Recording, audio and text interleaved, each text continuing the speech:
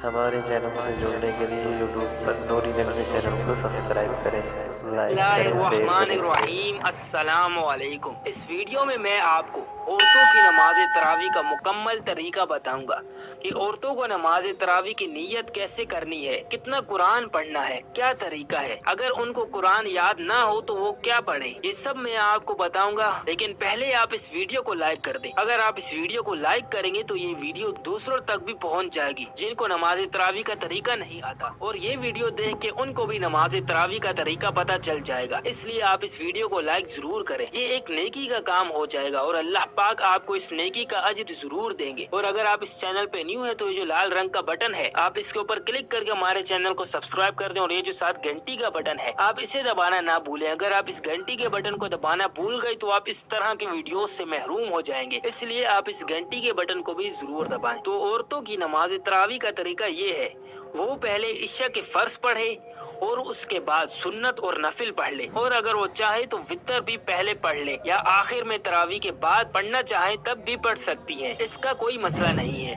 तो आप तरावी की नमाज 2-2 रकत करके भी पढ़ सकती हैं और 4-4 रकत करके भी पढ़ सकती हैं, लेकिन सबसे ज्यादा अफजल तरीका ये है कि 2-2 रकत करके तरावी की नमाज पढ़ी जाए।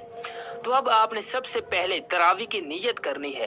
नीयत दिल के इरादे को कहते हैं। आप दिल में इरादा कर लें या जुबान से अल्फाज अदा करना चाहें तो कर सकते हैं। इसकी नीयत यूँ होगी, नीयत 2 रकत नमाज तरावी सुन्नत मोकदा वास्ते अल्लाह के मुंह मेरा खाना काबा शरीफ की तरफ, अल्लाह अकबर।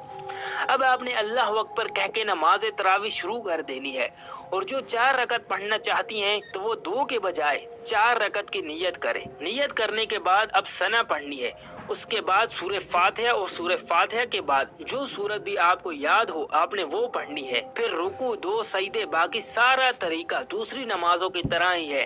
अगर आपको कोई भी सूरत याद हो, जो सूरत भी आपको मुनासिब लगे तो वो पढ़ सकती हैं, और अगर हाफिज कुरान है तो वो नमाज तरावी में कुरान भी ख़त्म कर सकती हैं।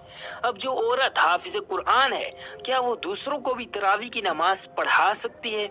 इसके बारे में भी मैं आपको बता देता हूँ। औरतों की जमात के बारे में असल हुक्म यही है कि उनकी जमात मकरूह तहरीमी है, अगरचे तरावी में हो, इसलिए खवातीन को तरावी और वितर की नमाज बगैर जमात के अलग अलग पढ़नी चाहिए।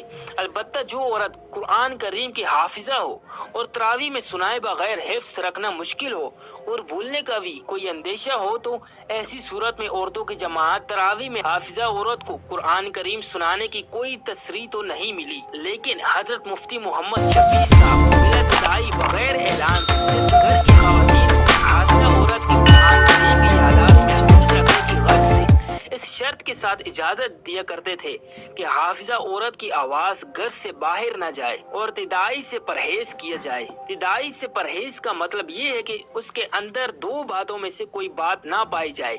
एक ये कि उसके लिए बाकायदा एहतिताम करके खवातीन को ना बुलाया जाए। दूसरी ये कि अगर से एहतिताम से खवातीन को नहीं बुलाया, लेकिन इक्तिदा करने वाली खवातीन की तादाद इमाम खातून के अलावा 2 या 3 से ज्यादा ना हो।